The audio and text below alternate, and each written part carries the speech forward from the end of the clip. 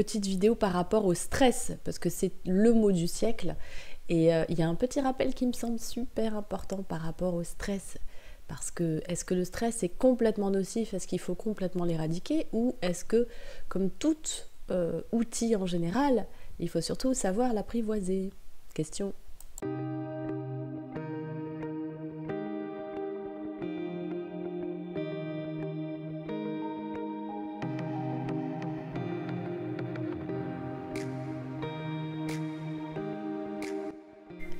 Hello, une petite vidéo très courte aujourd'hui, simplement un petit rappel essentiel, surtout en ces temps, bon, on dit toujours en ces temps difficiles, mais ça fait des années qu'on dit en ces temps difficiles, en même temps, mais bon, s'il y a quand même peut-être un stress ambiant un peu plus costaud. Alors justement, je voulais parler du stress.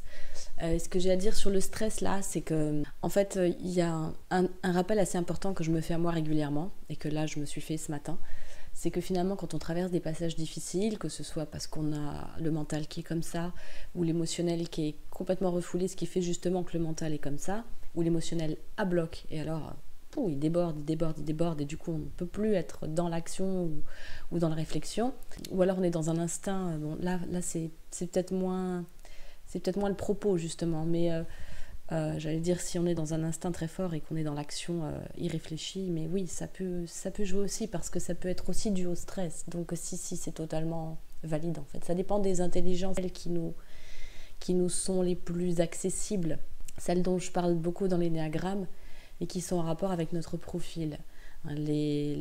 Pour faire un tout petit peu d'énéagramme 2 secondes, les profils 8, 9 et 1 sont instinctifs, 2, 3 et 4 plutôt émotionnels, et les 5, 6 et 7 mentaux.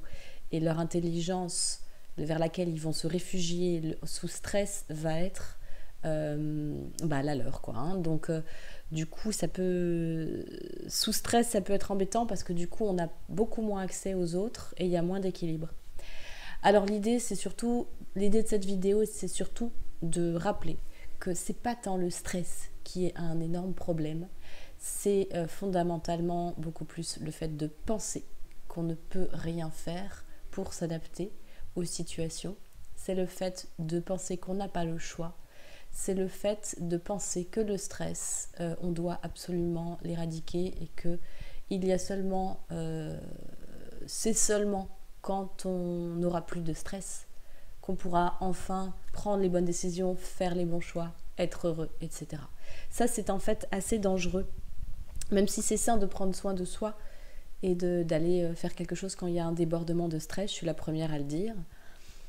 C'est contre-productif d'une autre manière, c'est contre-productif vraiment que de devenir obsessionnel avec ça, en fait. Le stress, il y a une saine dose de stress, c'est ce qu'on appelle une saine dose de stress. Et c'est vraiment penser qu'on n'a pas le choix et penser qu'on ne peut pas s'adapter, et que ce truc-là soit ancré en soi, qui est un énorme problème.